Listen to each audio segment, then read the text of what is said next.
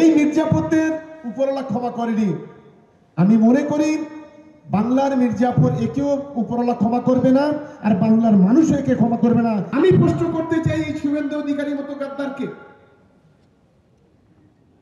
যে আজকে যদি বাংলাতে যদি জঙ্গি ঢোকে তার দায়ভার কার? কোথায় গেল 56 ইঞ্চি ছাতির বড় বড় কথা? কোথায় আছেন দেশের স্বরাষ্ট্রমন্ত্রী? বর্ডার সিকিউরিটি ফোর্সরা কি করছে? দায়ভারটা সম্পূর্ণ তো কেন্দ্রীয় সরকারের। ও জঙ্গিদের লুকিয়ে রাখছিল, জাভেদ মুন্সি ধরা পড়ার পর ও নিচে আতঙ্কিত, কারণ শকত মোল্লাও আরেকটা জঙ্গি। জাভেদ মুন্সিকে কারা সেফ শেল্টারে রেখেছিল এবং জাভেদ মুন্সিকে কাশ্মীরের পুলিশ এসে তুলে নিয়ে গেছে। আমার বিশ্বাস শেল্টার দেওয়ার অপরাধে শকত মোল্লাকেও একদিন কাশ্মীরের পুলিশ হয়তো তুলে নিয়ে যাবে। সেই জন্য আতঙ্কিত হয়ে আমার মৃত্যু কামনা করছে। সমীর দা, না না, এই তো ব্যক্তিগত কুৎসা অপপ্রচার করলে ওনারাই তো জানেন 2021 সালে এইসব বলে বলে ইসবার 200 পার, এখন 77 থেকেও নিচে নিম্নগামী। 10টা উপনির্বাচন হয়েছে, মানুষকে সবই বোঝানোর চেষ্টা করেছে। কাশ্মীর পুলিশ ধরে নিয়ে যাবে? না না, কাশ্মীর থেকে তো বাংলা আসতে, এই যে ক্যানিংয়ে আসতে দিল্লি টিল্লি অনেকে 5টা রাজ্য তো পালিয়ে আসতে হয়েছিল।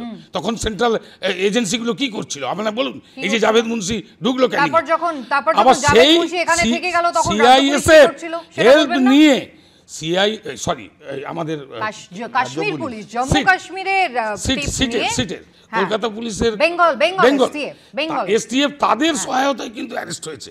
আমি আবারও বলছি, জঙ্গিকে কোনো সাপোর্ট করার কোনো জায়গাই নেই। এইটা রাজ্য প্রশাসন শওকত মোল্লা জঙ্গি, সেটা কেউ যদি তার ব্যক্তিগতভাবে মনে করে করবে, কিন্তু আমরা তো শওকত মোল্লাকে এলাকার বিধায়ক, মানুষের পাশে একজন জনপ্রতিনিধি হিসেবে দেখছি।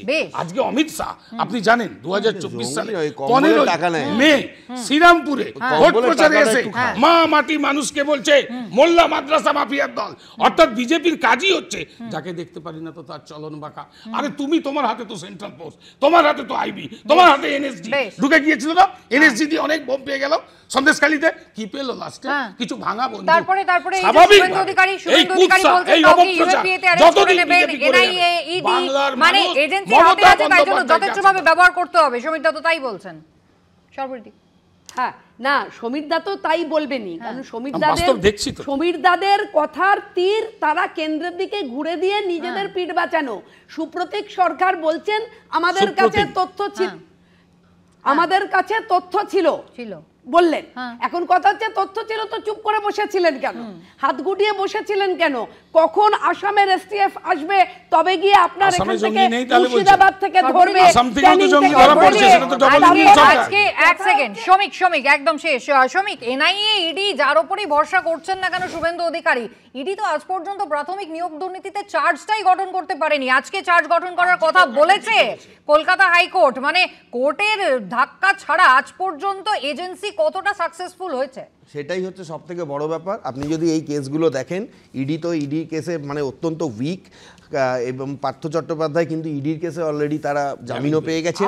এবং এজেন্সির কথা তারা বারবার বলছেন। এজেন্সি কি করেছে? আমি তো আশ্চর্যজনক হয়ে যাই যে আপনি সেই 2011-12 সাল থেকে যে কেসগুলো হাইকোর্ট সিবিআই করেছে বা ইডি করেছে, সেই কেসগুলোর কি প্রোগ্রেস, অন্যান্য কেসগুলোর কি প্রোগ্রেস? আজকে তো ইনভেস্টিগেটিং